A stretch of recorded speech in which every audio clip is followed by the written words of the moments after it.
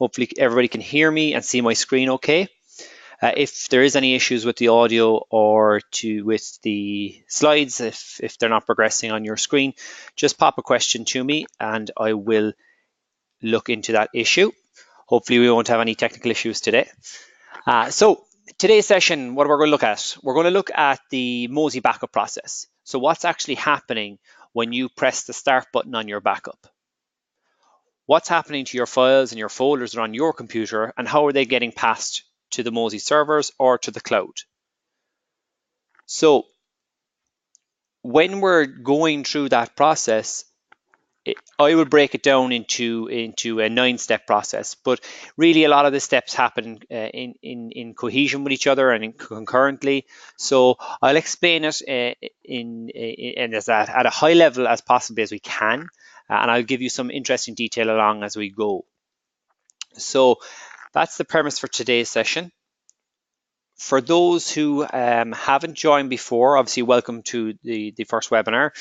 So these webinars we run, for those of you who have joined before, you'll know we run these on a monthly basis. We run various topics on each webinar. Today's session, obviously, as we say, is about the backup process. My own name is Niall Fahy. So I am the training and development officer here for MOSI. So I do the internal and external trainings, and I started in MOSI about nearly 8 years ago now, doing tech support.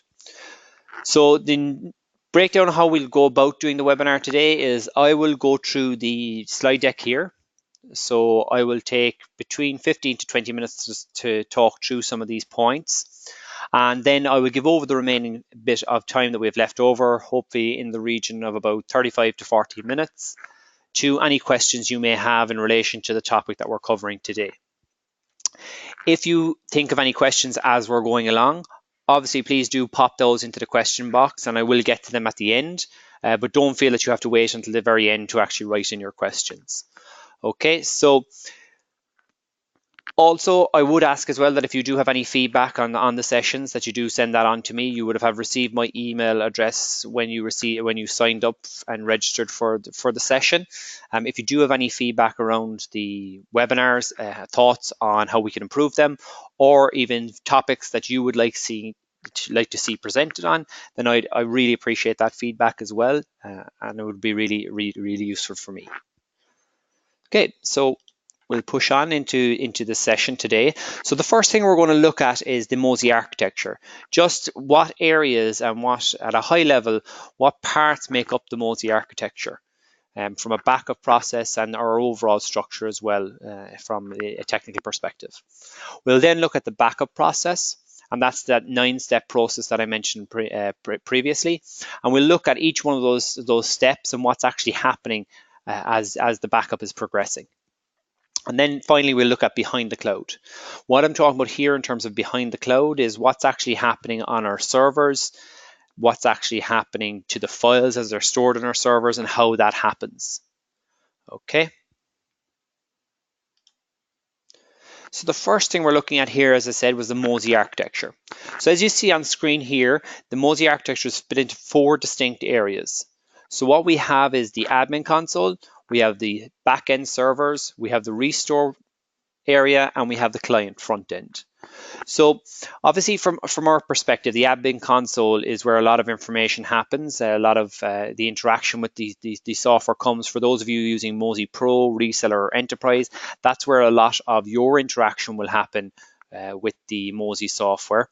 So in the admin console, not only can you use that for, I suppose, checking accounts, adding resources, adding users, but it's also for a lot of users where their authentication is done.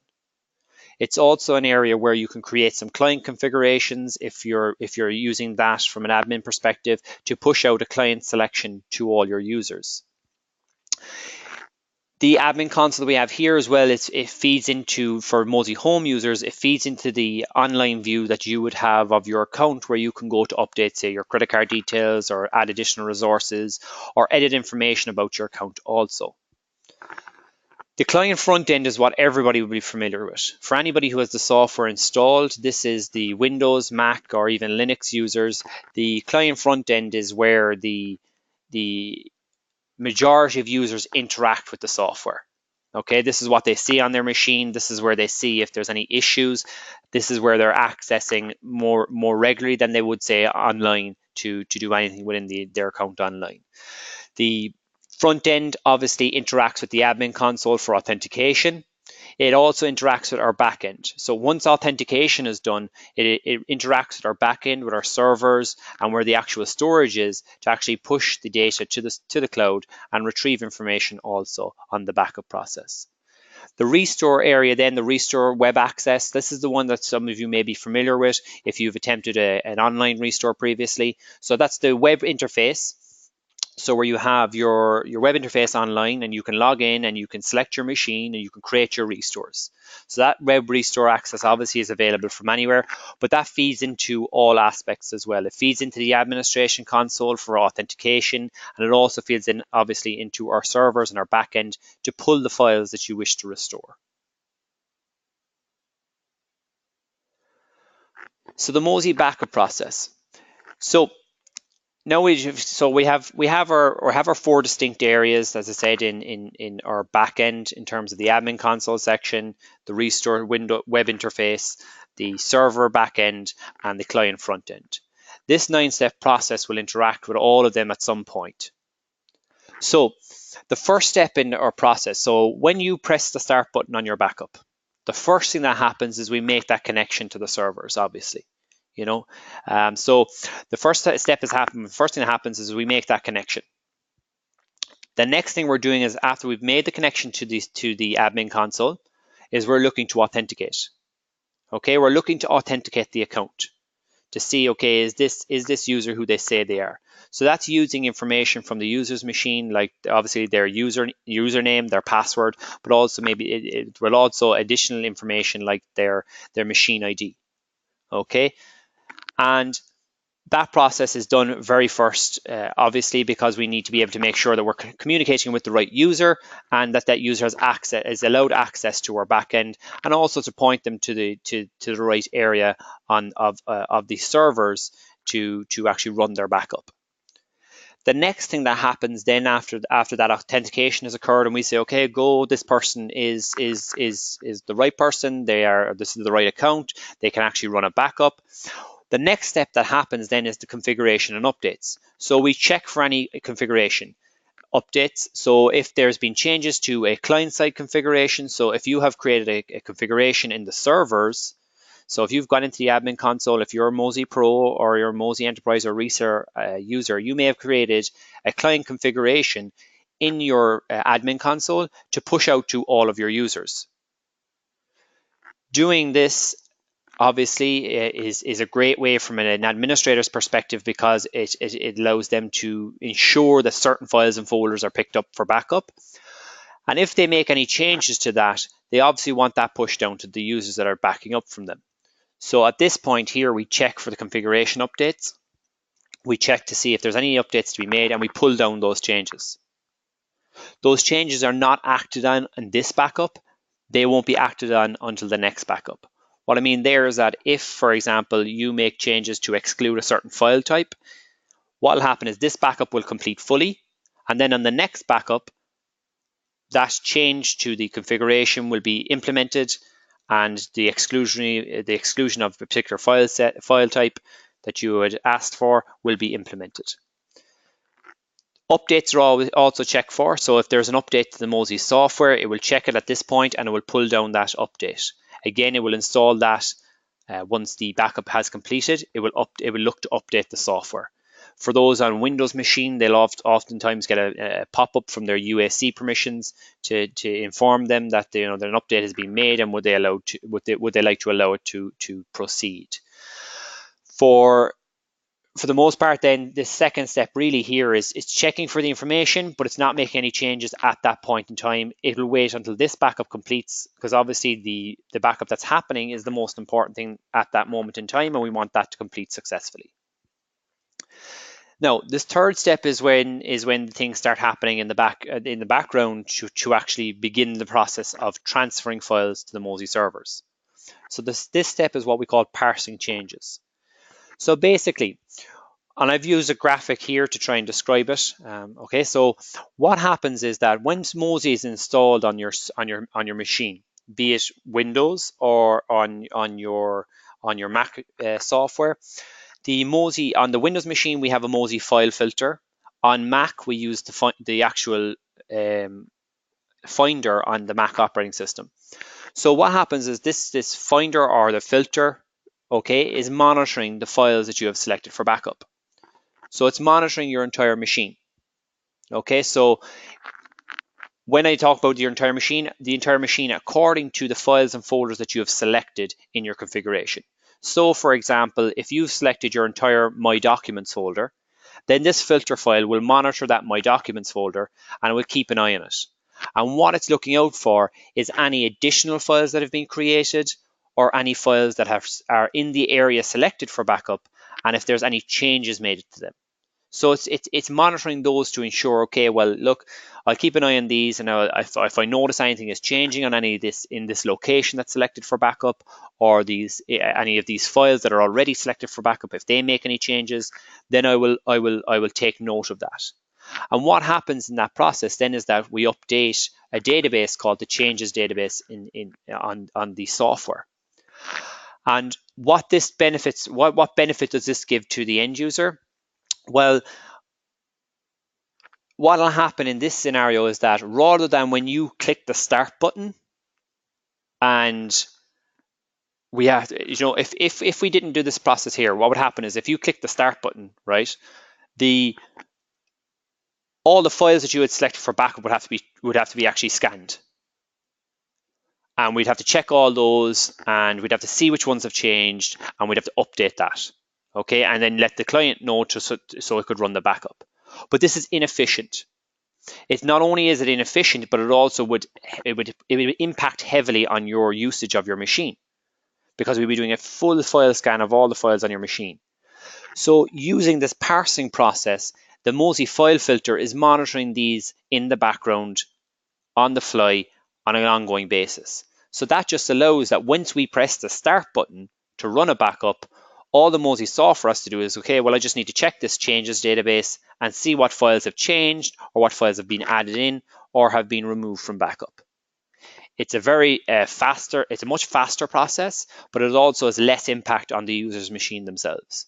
So once we have that file selection of those changed files and of those files that have been added in or removed, we then start making the backup to the cloud. So we're then in a position where we can start the process of transferring files to the cloud. So moving in then to step 4, obviously, is the encryption. So before we actually start transferring files to the cloud, we actually encrypt. We'll do a quick encryption of the file, and this is the encryption that you would have selected when you were installing the software. So this is either your default MOSI encryption, or if you've used a custom key, this is the encryption that's done at this point. This encryption is the encryption that will remain on the file as it sits at rest on the MOSI servers. So we'll encrypt those files, and then we'll begin the data transfer. The data transfer then is actually the file actually going to the MOSI servers. Okay, and at that point then it is going over a secured connection. It's going over an SSL connection. And again, that is an encrypted connection. So the file again is protected even further on its journey to our servers. Once that transfer process has occurred, we then do an encoding process on the MOSI server side. So the encoding process basically takes your Word document, passes it through our encoding algorithm, and breaks that file up into 12 pieces. Okay, and then those 12 pieces are sent out into the MOSI servers across a multitude of databases to ensure the reliability of the file. This process is the encoding process, and the encoding algorithm that we use adds in 3 additional blocks of data for parity. So when you think about when you save a file on your computer, okay, when you save a file on your desktop machine right now, when it gets passed to the hard drive on your machine, it doesn't go in one complete file. It gets broken up and put onto that hard disk and then when it's needed, it's pulled off the various locations on the hard disk and it's returned to you as a complete file. You never see this process in the background. You open your Word document and it just comes up as a Word document. But in the background, it's pulling all these pieces together and it's presenting it to you. The best way I suppose I could describe it is if you think of, say, if you went to retrieve a file from a local authority, on a file on, say, planning application or something along those lines, and you went to the desk and you ask for, this certain particular files, and that person at the desk goes off and retrieves all those files for you, puts it into a folder and returns it to you. You only ever see all the stuff in the folder. You don't know what that person behind the desk is doing to go around and gather all that information. So that's what's happening here, is that the encoding process happens in the background without you seeing it or without you knowing at any point. And this happens on a day-to-day basis when you're interacting with your computer and you're saving files. So rather than a traditional filing cabinet where you just put your folder, your file directly into the filing cabinet, it's there in one piece. When you're saving onto a computer, it's broken up into pieces and it's put into different locations on the hard drive, so that when it needs to be retrieved, all those pieces are pulled back together and it's presented to you. MOSI goes one step further of that standard breaking down of a file, and it adds additional blocks for parity. We do this to increase reliability, and it's also from a security perspective to ensure that we can restore the file should anything happen. And that's why when we take those 12 pieces, we spread it out across our whatever data center you're on. That file then is spread out across that data center to, again, ensure reliability. Because, unfortunately, like anything else, MOSI's servers are, they're not magic. They as well have hard drives, and hard drives do inevitably die at some stage. So to ensure that nobody's file is affected, we don't actually store an individual, each one of your files as a full unit on one hard drive, because that would be crazy, because then we wouldn't be able to restore your file if something happened to that hard drive. Instead, we store pieces right across our data center, and then when you need to do a restore, we actually pull all those pieces back together and present it to you as a file. You never obviously see this happening in the background. You go to do your restore and you just get your file back, the same way as when you open up a file on your computer. But this is actually what's happening in the background. So that encoding process happens on our servers.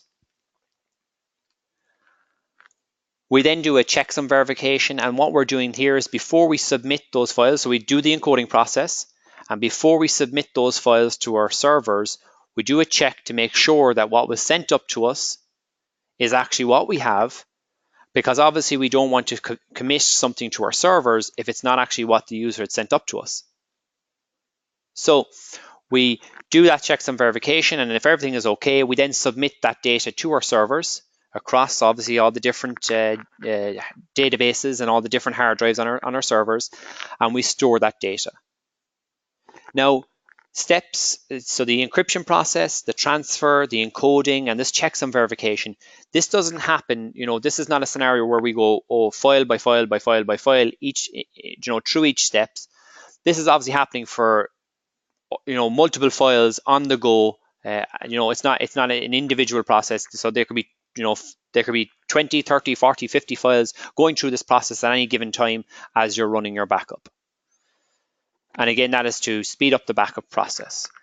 The second last step then is the logging process, and this is whereby we upload the latest log file from the user's machine.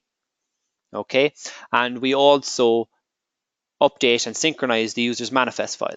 So the manifest file is the most important one. If you've encountered this previously with your interactions with MOSI, so the manifest file that we use basically is our master file. It tracks everything on the users in terms of the user's data. So it's similar to a manifest on a ship or a plane. It lists all the files that have been backed up, when they were added, when they were edited, and if there's any changes to those files, it also records all that information. But most importantly, if you remember there a second ago, I said that we submit each file broken up into 12 pieces right across the servers. okay, the manifest file actually contains all the information about where each individual part is to be able to retrieve it. So obviously it is a very important file to us, and that's why we duplicate that one 3 times. The final then step obviously then is connection disconnect. So that is when your backup is completed and it returns the information to you that your backup is completed successfully, and it lets you know when your next backup is going to occur. So that is what's happening when you press the start button, right through from the start, the moment you press that start button, right up to the point where we have received all the data, we've done all of our logging, we've accounted for everything, and we disconnect the connection.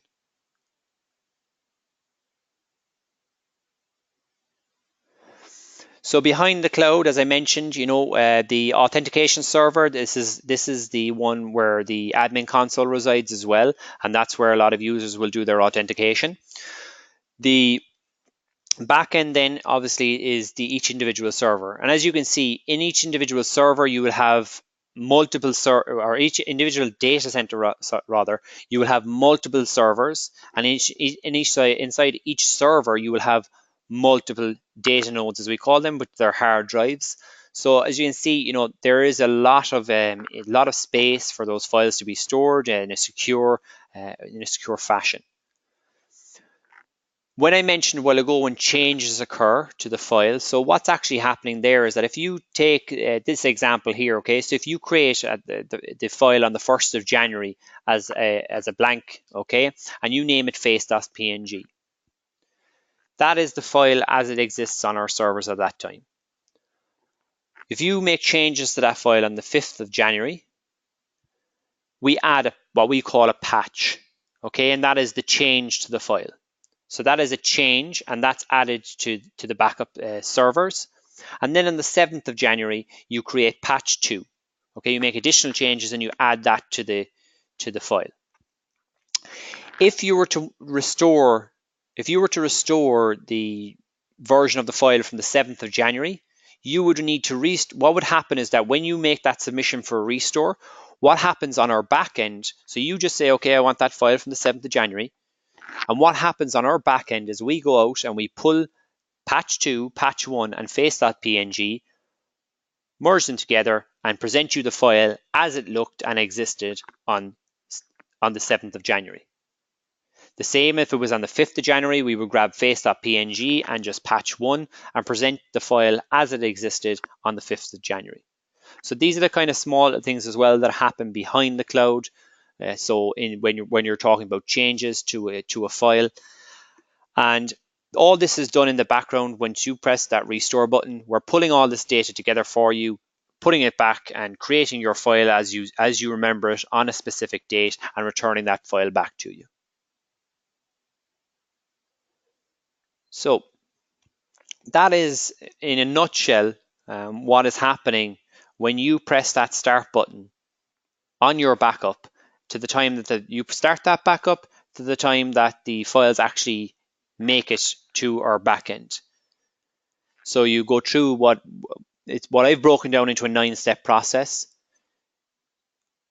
A lot of those steps happen obviously at the same time when you're doing the backup, but roughly that is kind of at a high level, that is what's actually occurring on our backend. So as you can see there's a lot of factors brought into there in terms of if there could be potential. So that's what happens sometimes if there's any issues with your backup process. It's why you may encounter support agents looking at not just the client, but also what's happening on your machine.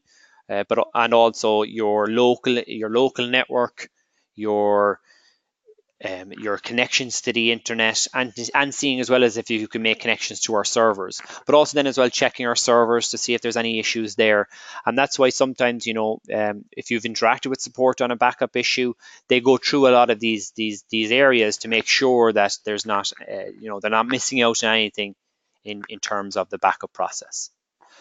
So that is me finished the presentation. As promised, I've tried to give as much time over to questions and answers. So if you do have any questions, just pop them into the question window. I will open that up here and monitor that. If you don't have any questions, I have recorded today's session. I will be making that available. We will be putting that up on the webinar page on our support.mozy.com website, as we always do. And I will also send out the email with the link to the recording to anybody who has registered for today's session as well. If you don't have any questions and you're happy with the session as it was, thank you very much for joining, and we will see you next month. If there was anything that I covered that you would like me to go back over, if I didn't explain it clear enough for you, or you just missed out on something, please again just pop that into the chat window, and I will, or the questions window rather, and I will address that as well.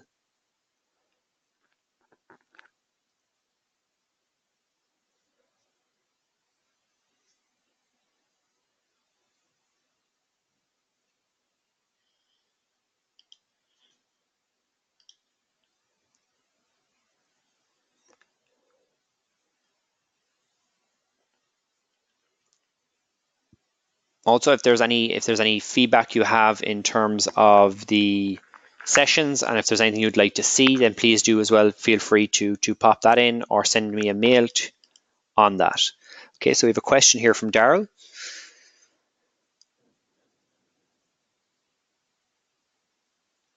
So good question, Daryl. So HIPAA laws in the USA require medical data to be stored on American soil.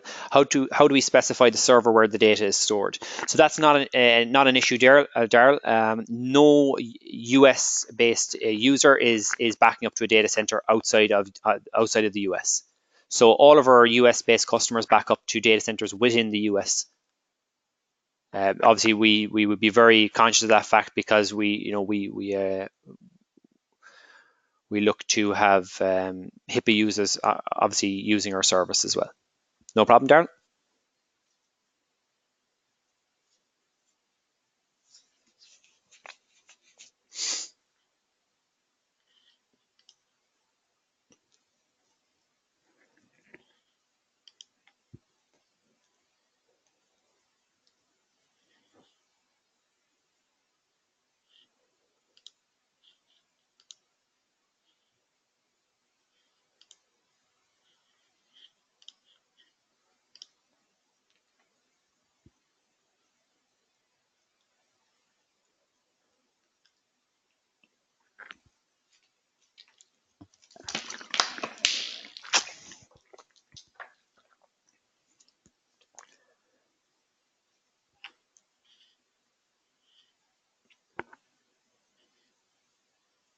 Okay, are there any more questions on today's topic?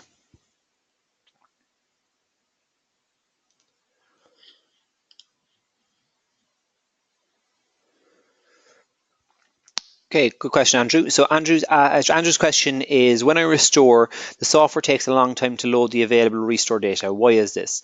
So obviously, I'm not looking at your account here, Andrew, so I'm going to answer in a generality, and give you potential reasons why that could be the scenario. So first and foremost, if the software is taking a long time to load the available restore data, there's a chance there that is if you have quite a large data selection, let's say somewhere in a couple of 100 gigabytes region, and that you would have potentially that you could have files that have maybe changed quite a lot. So when I showed you there a while ago the patches scenario, if you have a file and there's multiple changes to it, bear in mind that each one of those changes as well is broken up into 12 pieces. So if sometimes that can slow down the loading process if there's quite a large file selection there as well to present it to you. The rare scenario as well is if there was a potential issue on our servers that was slowing them down. So they would be probably, I mean, in terms of the most common issues, they'd probably be the two biggest ones. Is that, if you've quite a large file selection, sometimes that can take a while to load. And the other one then would be if there was a potential scenario where there was slowness at the particular time on our data center. But if you want to, Andrew, if you want to email me directly, and I can have a quick look at the account and respond back to you if that works for you, to give you a more specific answer, to see if I can see anything on your account.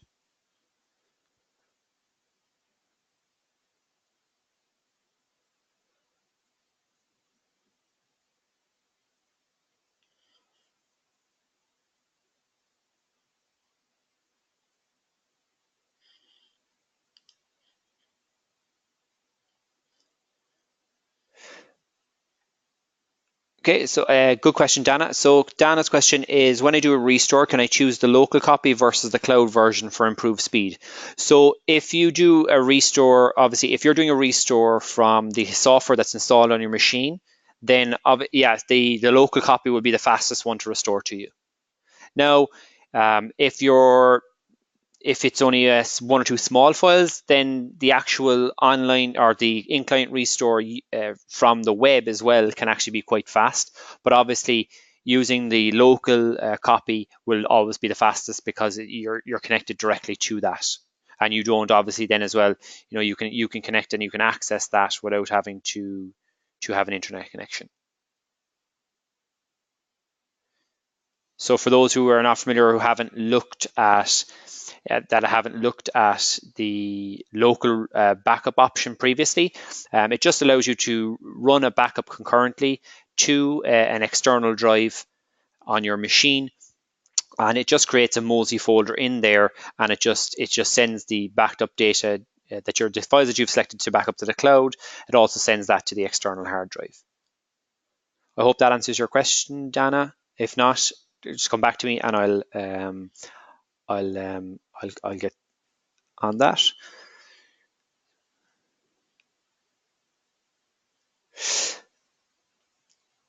Tara, so that's a good question.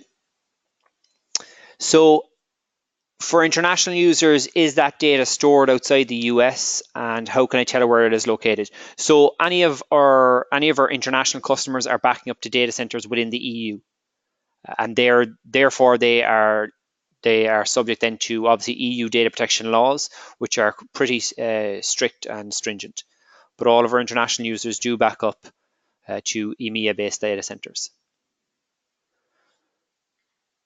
I hope that answers your question, Tara. So then I don't know. Dana, yeah, you'd be correct. There's not an option when you go to the restore screen to use the local backup client. The way you would do a restore from the local backup or the 2x protect backup would actually be to access that external drive and copy from there.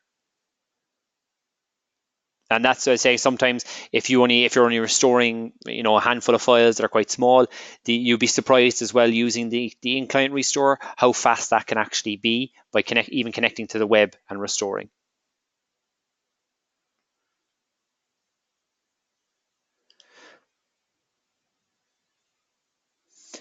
So, good question, Andrew. So, some backup software companies claim their system detects ransomware. What about Mozy Pro? So, Mozy is a non-compute background. So that means that if your files were, if they were corrupted on your machine and they're backing up, there's no way for us to detect if there's ransomware on the actual file itself. But we have a non-compute backend, so that means that if you did back up a file that was corrupted or had ransomware on it, it wouldn't spread on our systems at all because that file almost it stays in a stasis. What you can benefit from obviously is if you have been hit by a ransomware attack where somebody has encrypted your software, or like, which is the common ones we're seeing obviously in the news the last couple of days. Yesterday you see it in Europe, across Europe there was a new ransomware attack. And what benefit that has from a Mozy perspective is that if that does happen, you can go back and to a date before this happened to your machine and restore those files which will not obviously then be encrypted by this ransomware, and restore those versions of the software or those files to your machine after obviously you've done a system restore of that machine. But there's no way for us to detect actual ransomware on a user's machine because that's not the way our backup software works. I would think I would be very surprised if other backup software companies were claiming that, seeing as that would be more of probably an antivirus or a security software that would be able to detect something like ransomware. I hope that answers your question, Andrew. Dana, I'm glad we were able to get you sorted for your question.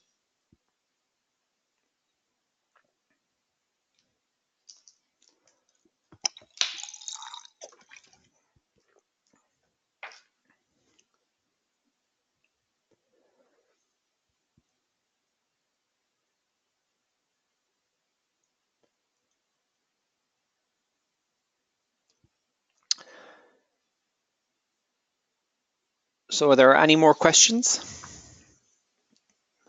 Feel free, and if you do, if there is, if you which often happens to me at times, is that if I go away from something and I remember a question, if you do think of a question after the fact today, obviously again you have my email address from that invitation you would have received for the webinar, and you can just email me that question as well. You know.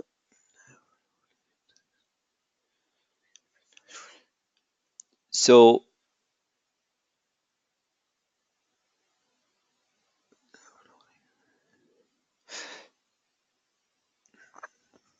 Dan, your question is, are there any plans to allow for local agent setting changes from the admin dashboard so I don't have to log into the local system for backup settings? So correct me obviously know if I'm wrong here, but from your question, what I'm thinking here is what you're trying to say is you being able to go to the admin console and make a change there to the backup settings and push that down to the software on your local system so that you didn't have to log in on the local system and make those changes individually. So yeah, so Dana, are you a Mozy Home or a Mozy Pro reseller or enterprise user? Yeah, so Mozy Pro. So yeah, so the client configurations that I mentioned earlier in today's session would give you that ability to actually set up the configuration from the admin console and push that out to all your users. So that would allow you create a centralized configuration for your users and then push that out to them. Again, that would allow you, it would mean that you wouldn't have to be going to their local systems and making those individual settings and selections for them. It's often the client configurations in the admin console are often used by resellers and by pro and enterprise customers, and especially larger scale customers, because it does allow that level of, I suppose, control from within the admin dashboard, so that you're not having to go out to individual users and actually do that. That's no problem, Dana. And you'll find a lot of information on the client configurations and the and that from the support.mosi.com website. There's a good few knowledge base articles and tutorials and the like on there.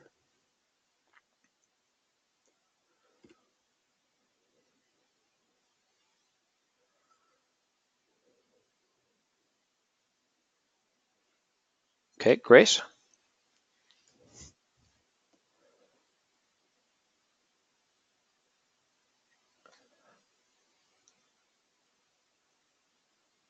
Are there any other questions?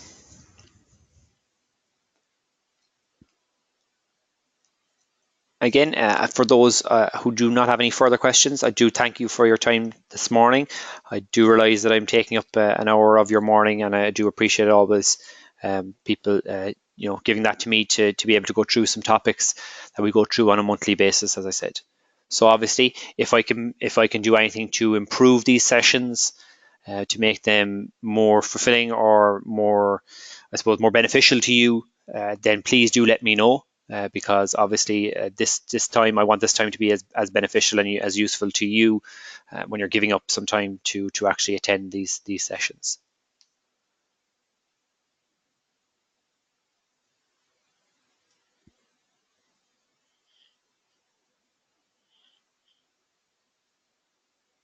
Okay, so we'll just give it another 2 or 3 minutes there to see if there's any more questions, and if not, then we'll wrap up today's session.